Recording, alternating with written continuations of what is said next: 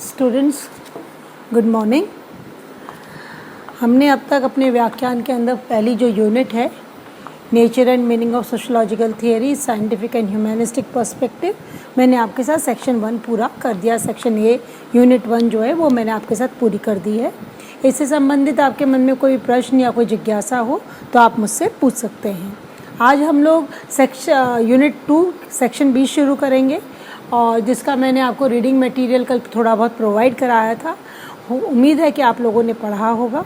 Section B के अंदर आपके मेजर सोशोलॉजिकल अप्रोचेस हैं: historical approach, structural functional approach, ethnomethodological and phenomenological approach. आज हम करेंगे स्ट्रक्चरल फंक्शनल अप्रोच। और स्ट्रक्चर फंक्शन मैं हिस्टोरिकल अप्रोच से पहले स्ट्रक्चर फंक्शनल अप्रोच इसलिए कर रही हूँ क्योंकि आप लोग संरचनात्मक प्रकार्यात्मक उपागम से थोड़े बहुत परिचित हैं, इसलिए इसके अंदर आपकी रुचि रहेगी। और फिर उसके बाद हम आगे बढ़ेंगे, हिस्टोरिकल अप्रोच, एथनोमेथोलॉजिकल, फिनोमेनोलॉजिकल अप्रोच करेंगे। तो आज हम शुरू करने वाले हैं स्ट्रक्चरल फंक्शनल अप्रोच, जिसको हम हिंदी में संरचनात्मक प्रकार्यात्मक उपागम कहा है। मैंने जहाँ जहाँ लिखा है शॉर्ट फॉर्म करने के लिए मैंने आपको बतला दिया STFUAPP का मतलब संरचनात्मक प्रकार्यात्मक उपागम है। अब हम इसको प्रारंभ करते हैं। संरचनात्मक प्रकार्यात्मक उपागम परंपरागत समाजशास्त्र के अंतर्गत एक प्रमुख एवं प्रभावकारी सैद्धांतिक परिप्रेक्ष्य के रूप में विगत अनेक दशकों से स्थापित रहा है।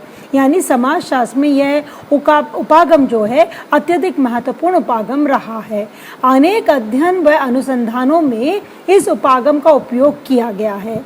इस उपागम के प्रभाव को यदि हम देखें तो हम इस बात से इसका आकलन कर सकते हैं कि अनेक समाजशास्त्रियों ने इस उपागम को ही केवल समाजशास्त्रीय सिद्धांत माना है। इसमें हम दुर्खीम, स्पेंसर इत्यादि का नाम ले सकते हैं। जब समाजशास्त्र का विकास हुआ था तो उस समय संरचनात्मक प्रकार्यात्मक उपागम ही समाजशास्त्रियों ने महत्वपूर्ण उपागम के रूप में स्वीकार किया था। इसको हम अनेक नामों से जानते हैं। इसके बहुत सारे पर्यायवाची शब्द हैं, जैसे कि इसको प्रमुख रूप से प्रकार्यवाद, प्रकार्यात्मक अभिमुखन, प्रकार्यात्मक सिद्धांत, प्रकार्यात्मक विश्लेषण आदि पदों से जानते हैं, जिसका एकमात्र अर्थ है संरचनात्मक प्रकार्यात्मक उपागम।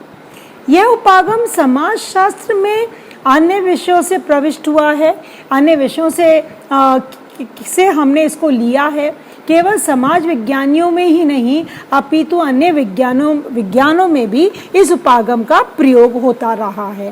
कहने का अभिप्राय यह है, संरचनात्मक प्रकार्यात्मक उपागम विशुद्ध रूप से समाजशास्त्र का उपागम नहीं है। अन्य समाज विज्ञान और अन्य वैज्ञानिक विषयों के अंदर इसका प्रयोग होता रहा है। सामाजिक प्रघटना के विश्लेषण के लिए हर उपागम एक विशिष्ट परिप्रेक्ष्य के आधार पर विश्लेषण अथवा व्याख्या करता है।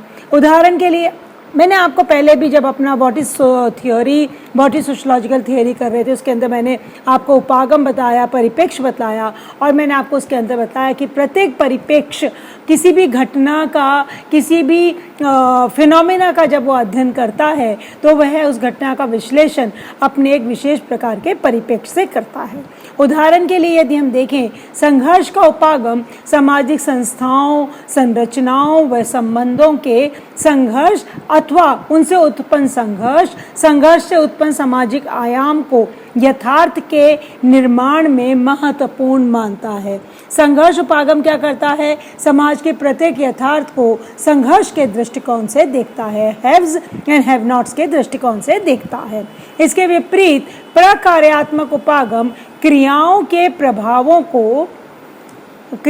प्रभावों को अध्ययन का विशिष्ट बिंदु मानकर उनसे होने वाले समन्वय या विघटन को महत्व देता है। अब ये प्रकार्यात्मक उपागम किसको महत्व दे रहा है? सामाजिक क्रियाओं को महत्व दे रहा है, सामाजिक क्रियाओं के प्रभावों को महत्व दे रहा है। सामाजिक क्रियाओं से जो समाज के अंदर समन्वय, एकता उत्पन्न होती है या विघटन उत्पन्न होता है, वह उसके लिए अध्ययन का बिंदु है, वह उसका अध्ययन करता है। इस उपागम का आधारभूत विचार यह है कि समाज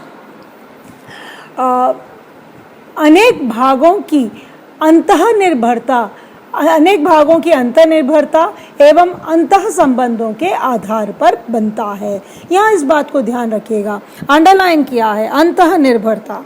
सामाजिक संबंधों का इसके अंदर जो अध्ययन, संरचनात्मक प्रकार्यात्मक उपागम, जब किसी घटना का अध्ययन करता है या समाज का अध्ययन करता है तो वह कहता है समाज बहुत सारे भागों से मिलकर बना है और इनके अंदर आपस में अंतः इंटरडिपेंडेंस का होना बहुत जरूरी है। इन्होंने कहा जो सामाजिक संबंध बनते हैं वे भी अंतः निर्भरता से बनते हैं। संरचनात्मक प्रकार्यात्मक उपागम अंतः निर्भरता को महत्व देता है। वह कहता है अंतः निर्भरता ही समाज का निर्माण करती है। इंटरडिपेंडेंस जो है, आपस में जो निर्भरता है, वो हमारे लिए महत्वपूर्ण है। अतः व्यवस्था के किसी एक भाग में परिवर्तन होने से अन्य भागों में भी परिवर्तन होता है, पर संतुलन एवं स्थायित्व भी बने रहते हैं। ये अपन देखा जाए तो हम लोग तो फर्स्ट ईयर से इस बात को पढ़ते चले आ रहे हैं कि समाज, क्योंकि समाज कई भागों से मिलकर बना है और जब समाज के किसी एक भाग में परिवर्तन आता है तो समाज के दूसरे भाग भी परिवर्तित होते हैं। मैंने आपको शायद पहले कभी उदाहरण दिया हो। उदाहरण के लिए जब हमारी अर्थव्यवस्था में परिवर्तन आया, हम कृषि प्रधान अर्थव्यवस्था से हटकर उद्योग प्रधान या इंडस्ट्रियल इकोनॉमी की ओर जब हम अग्रसर हुए तो उस इकोनॉमी में जो परिवर्तन आया, जो अर्थव्यवस्था में परिवर्तन आया, उस अर्थव्यवस्था ने हमारे परिवार के स्वरूप को भी बदल दिया। अब हमारे परिवार का स्वरूप कृषि व्यवस्था के अंदर क्या था? जॉइंट फैमिली थी। अब जब हम इंडस्ट्रियलाइजेशन हो गया, औद्योगिकरण हो गया, तो हमारे परिवार का स्वरूप क्या हुआ? हमारे परिवार का स्वरूप एकाकी परिवार हो गया। अब हम गांव से शहर की ओर आने लगे। इस प्रकार हम देखते हैं बहुत सारे हमारे अंदर परिवर्तन आए। महिलाओं की स्थिति में परिवर्तन आया, हमारे यहाँ जाति व्यवस्था में परिवर्तन आए, हमारे धार्मिक विचार परिवर्तन होने लगे। परिवर्तन एक था इंडस्ट्रियलाइजेशन या औद्योगिकरण, लेकिन इस औद्योगिकरण ने हमारे पूरे समाज को प्रभावित किया। तो समाज का यह जब एक भाग बदलता है तो समाज के दूसरे भागों में भी प्रभाव पड़ता है, वे परिवर्तित होते हैं। लेकिन परिवर्तन का मतलब यह नहीं है कि समाज के अंदर जो परिवर्तन आया है वह विघटनकारी हो जाएगा, समाज इम्बैलेंस हो जाएगा। ये कहते हैं इस परिवर्तन के साथ साथ स्ट्रक्चरल फंक्शनल अप्रोच क्या देखती है? उस परिवर्तन के साथ साथ समाज कैसे बैलेंस बना कर रखता है, कैसे अपनी स्थिरता को बनाए रखता है, उसको देखने का प्रयास स्ट्रक्चरल फंक्शनल अप्रोच के द्वारा किया जाता है। इस उपागम में संतुलन एवं स्थिरता को सामाजिक व्यवस्था के नियमन के लिए आवश्यक माना गया है। यहाँ हम कहना क्या चाहते हैं?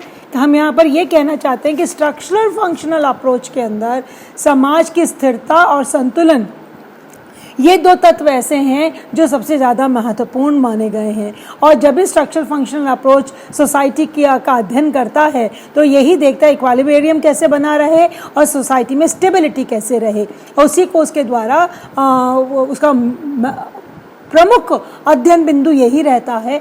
और इसीलिए उसको हम कहते हैं ये स्टेटस को प्रमोट करता है, स्टेटस को, यथास्थिति को प्रोत्साहित करता है। क्यों? क्योंकि ये समाज में स्थिरता की बात करता है, समाज में संतुलन की बात करता है। साथ इसी बात पर भी महत्व दिया जाता है कि कोई भी सामाजिक अथवा सांस्कृतिक तत्व व्यवस्था के अंतर्गत ऐसा कार्य करते हैं जो कि व्यवस्था के बने रहने के लिए आवश्यक है। और यह उपागम अंतः तत्वों के प्रभावों को व्यवस्था के लिए समन्वयता के आधार पर विश्लेषित करते हैं। आप एक बात ध्यान रखिएगा, स्ट्रक्चर फंक्शनल अप्रोच के अंतर्गत इस बात पर जोर दिया गया है कि स्ट्रक्चर फंक्शनल अप्रोच ये मानता है समाज में जितने भी तत्व पाए जाते हैं, जितने भी एलिमेंट्स पाए जाते हैं, जितने भी व्यवस्थाएं पाई जाती हैं, प्रत्येक व्यवस्था समाज को बनाए रखने में अपना कोई ना कोई प्रकार्यात्मक योगदान देती है। अगर उसका कोई प्रकार्यात्मक योगदान नहीं होगा तो उसका अस्तित्व खतरे में पड़ जाएगा। तो इसलिए इन्होंने कहा तत्वों के प्रभावों को व्यवस्था के लिए समन्वयता के आधार पर विश्लेषित किया गया। समन्वयता के आधार पर ये कहते हैं जितने भी तत्व हैं समाज में देखने को मिलते हैं, सोशल फैक्ट्स, उनका विश्लेषण इस आधार पर किया जाता है वो सोसाइटी को अंदर समन्वयता कैसे उत्पन्न करते हैं, समाज सौहार्द्रता कैसे उत्पन्न करते हैं, कोऑपरेशन कैसे उत्पन्न करते हैं, उस बात पर ये जोर देते हैं। प्रकार्यात्मक उपागम ये मानता है कि समाज के अंतर्गत कुछ स्वनिर्मित साधन होते हैं जिनके आधार पर समाज का संतुलन बना रहता है। इन्होंने कहा कि मनुष्य स्वयं अपनी सुरक्षा के लिए, अपने आप को सिक्योर फील करने के लिए चाहता है कि समाज में संतुलन बना रहे, और समाज में संतुलन बना रहे इसके लिए इन्होंने कहा समाज के अंदर स्वनिर्मित अपने आप ही कुछ ऐसे साधन हैं जो समाज को संतुलित बनाए रखते हैं। वो साधन कैसे हैं? सामाजिक नियंत्रण, समाजीकरण, अनुरूपता, मानदंड इत्यादि वे तत्व हैं जिनसे समाज में संतुलन एवं नियमन बना रहता है। प्रकारवादी सिद्धांत में अवयवी सादृश्य का प्रारूप स्वीकार करके सामाजिक व्यवस्था को समझने का प्रयास किया गया है। अवयवी और सादृश्य का मतलब क्या है?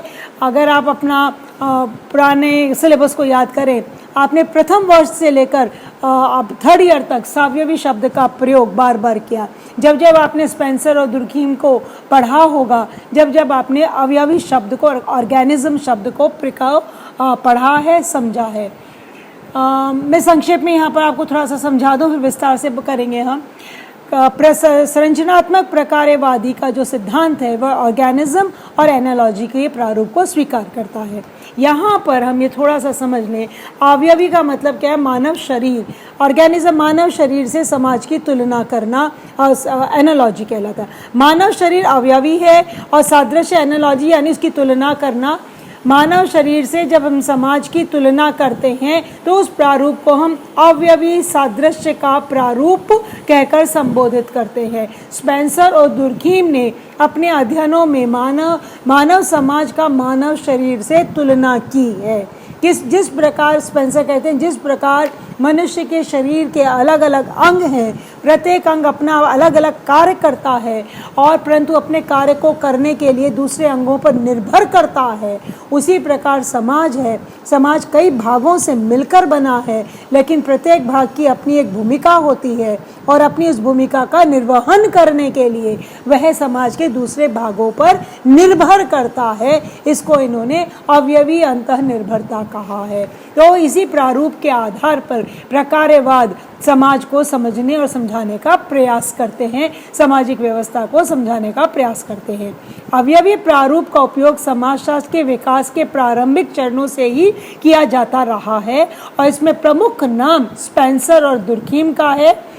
स्पेंसर व दुर्खीम ने भी मानवीय अवयवी के प्रारूप के आधार पर सामाजिक संरचना को समझाया है। अवयवी की अपनी एक संरचना होती है जिसमें विभिन्न भाग एक दूसरे से इस तरह जुड़े रहते हैं कि कार्यात्मक व्यवस्था संपन्न हो सके। मनुष्य का शरीर एक अवयवी है जिसके अनेक भाग एक दूसरे से इस तरह जुड़े हैं कि शरीर का अर्थ युक्त कार्य संपन्न हो सके। इसी सादृश्य के अनुरूप समाज भी विभिन्न भागों के परस्पर संबंध व अंतःनिर्भरता के आधार पर विभिन्न क्रियाओं को करने में सफल हो पाता है। सभी संरचनात्मक अंतःनिर्भर भाग प्रकार्यात्मक होता है। अतः क्रियाओं के प्रभाव समन्वयता लाए तो उन्हें प्रकार्यात्मक कहा जाएगा। कौन सा प्रभाव, कौन सा परिणाम प्रकार्यात्मक कहा जाएगा? जो समाज में समन्वयता लेकर आते हैं। जो समन्वयता नहीं लेकर आते उसको हम प्रकार्यात्मक नहीं कहते। और संरचनात्मक अंतर्निर्भरता भाग प्रकार्यात्मक होता है। और यानी प्रत्येक भाग अपने अस्तित्व को बनाए रखने के लिए संपूर्ण समाज के अस्तित्व को बनाए रखने में अपना योगदान देता है। और जब इसका योगदान समाज में समन्वय उत्पन्न करना है तो हम कहते हैं वह भाग प्रकार्यात्मक है, फंक्शनल है, समाज के लिए लाभकारी है। तो संरचनात्मक प्रकार्यात्मक उपागम के अंदर किस बात पर जोर दिया जाता है? इस बात पर जोर दिया जाता है समाज को निर्मित करने वाला प्रत्येक तत्व समाज के लिए प्रकार्यात्मक होना चाहिए। यानी लाभकारी होना चाहिए। लाभकारी किस मायने में होना चाहिए? समाज में समन्वय उत्पन्न करने में उसका योगदान होना चाहिए। जब तक वो समाज में समन्वय उत्पन्न करता है, स्थिरता उत्पन्न करता है, तब तक वह समाज के लिए लाभकारी है। और यदि वह समाज के लिए लाभकारी है तो हमारा अभिप्राय क्या है? समाज के लिए प्रकार्यात्मक है। तो इस प्रकार हम क्या देखते हैं कि संरचनात्मक प्रकार्यात्मक उपागम सामाजिक क्रियाओं का अध्ययन करता है। कौन सी सामाजिक क्रियाओं का? ऐसी सामाजिक क्रियाओं का जो समाज के अंदर समन्वय उत्पन्न करती है और समाज में स्थिरता उत्पन्न करती है। और इसमें मूल रूप से हम स्पेंसर और दुर्खीम को महत्वपूर्ण मानते हैं, क्योंकि प्रारंभ से आपने अपने लेखन में, अपनी पुस्तकों में इसका बार बार उल्लेख किया है। समाजशास्त्र में संरचनात्मक प्रकार्यात्मक उपागम की स्थापना व विकास को समझने के लिए हमें समाजशास्त्रीय पूर्व व्रत को समझना आवश्यक होगा। और इस पूर्व व्रत को जब हम समझते हैं तो समाजशास्त्र में प्रकार्यवाद का उपागम या उद्गम स्पेंसर और दुर्खीम की कृतियों में देखने को मिलता है। स्पेंसर डार्विन से प्रभावित है। स्पेंसर पे डार्विन के विचारों का हमें प्रभाव दिखाई देता है। और डार्विन का अभिमुखन उद्विकासवादी है। उद्विकासवादी यानी सरलता से जटिलता की ओर। और स्पेंसर भी अपने लेखन में इसी प्रकार मानव समाज को समझाने का प्रयास किया है कि मानव समाज भी इस धरती पर जो जीव हैं, जिस प्रकार उनका विकास सरलता से जटिलता की ओर हुआ है, एमीबा से मानव शरीर की ओर हुआ है, उसी प्रकार मानव समाज का विकास भी सरलता से जटिलता की ओर हुआ है। स्पेंसर की व्याख्या प्राणी शास्त्रीय सादृश्यता के आधार पर निर्मित हुई है। इसी विचारधारा को प्रतिपादित करने में स्पेंसर ने संरचना एवं प्रकार के संबोधों का उपयोग किया है। दुर्खीम ने भी उद्विकासीय अभिमुखन से प्रभावित थे। उन्होंने अपनी पुस्तक division of labour in society में भी समाज को समझाने का प्रयास किया। उन्होंने सरलता से जटिलता की और अग्रसर होने की स्थिति की व्याख्या की है। इस स्थिति में सरल समाज को यांत्रिक समाज कहा है और जटिल समाज को अवयवी समाज कहा है। उन्होंने जटिल समाज में श्रम विभाजन के आधार पर प्रकार्यात्मक व्याख्या की है। उन्होंने अपनी पुस्तक the rules of sociological method के अंतर्गत दुर्खीम ने प्रकार्य शब्द का पहला नया प्रयोग किया। उनका पशु अवयवी प्रारूप समाज के अध्ययन के लिए सादृश्य प्रारूप के रूप में उपयोग किया। दुर्खीम ने आवश्यकताओं पर बल देकर प्रकार्यवाद सिद्धांत को समझाने का प्रयत्न किया है। तो इस प्रकार हम देखते हैं कि इन दोनों समाजशास्त्रियों ने समाजशास्त्र के अंदर संरचनात्मक प्रकार्यवाद का उपयोग सर्वप्रथम किया था। दोनों ही अपनी लेखनियों में, अपनी कृतियों में इसको समझाने का प्रयास किया है कि जिस प्रकार से मानव शरीर है उसी प्रकार से समाज है। मानव शरीर को यदि जीवित रहना है तो शरीर के विभिन्न अंगों को अपनी अपनी भूमिकाओं का पालन करना होगा। और वह अपनी भूमिकाओं का यदि ठीक प्रकार से पालन करता है तो मानव शरीर कार्य करता रहता है। अगर कोई भी अंग अगर अपनी भूमिका पालन करने में असक्षम हो जाता है तो मानव शरीर का विघटन होना प्रारंभ हो जाता है। ठीक यही प्रकार मानव समाज पर लागू होती है। मानव समाज को निर्मित करने वाले विभिन्न अंगों को अपनी भूमिका का पालन एक दूसरे पर निर्भर होकर करना है। जब तक समाज के विभिन्न अंग, जिन्हें हम संस्थाएं कहें, समितियां कहें, जब तक ये संस्थाएं अपनी अपनी भूमिकाओं का पालन करती हैं, समाज का विकास होता है, समाज स्थिर रहता है, समाज में समन्वय रहता है। और जैसे ही समाज की विभिन्न संस्थाएं अपने भूमिकाओं का पालन करने में असक्षम होने लगती हैं तो समाज विघटन की ओर अग्रसर हो जाता है। तो इस प्रकार अभी तक हमने सिर्फ क्या किया है, संरचनात्मक प्रकार्यात्मक उपागम का परिचय प्राप्त किया है और समाजशास्त्रीय पूर्वव्रत के आधार पर हम इसकी हिस्ट्री को समझने का प्रयास कर रहे हैं। Thank you.